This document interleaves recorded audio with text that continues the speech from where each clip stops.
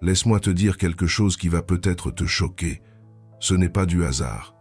Non, absolument pas. Ils ont choisi de te pousser à bout pour une raison très précise. Ils veulent voir quelque chose en toi.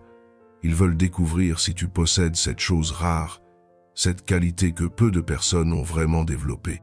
Quand quelqu'un s'acharne sur toi, quand il revient encore et encore avec ses provocations, ses critiques, ses attaques subtiles ou directes, il ne cherche pas vraiment à te comprendre. Non, il veut voir ta réaction, il veut observer comment tu vas gérer la pression. Il veut savoir si tu vas exploser comme un feu d'artifice ou si tu vas rester solide comme un roc au milieu de la tempête. C'est exactement ce que les philosophes stoïciens de l'Antiquité avaient compris.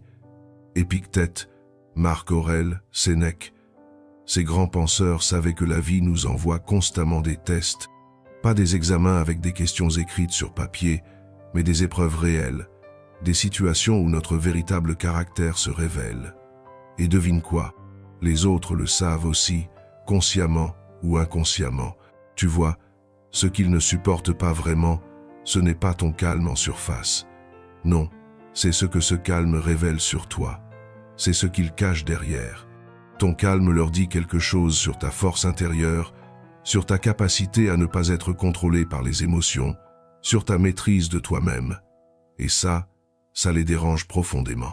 Alors ils continuent, ils insistent, ils cherchent la faille, cette petite fissure par laquelle ils pourront faire entrer le chaos dans ton monde intérieur.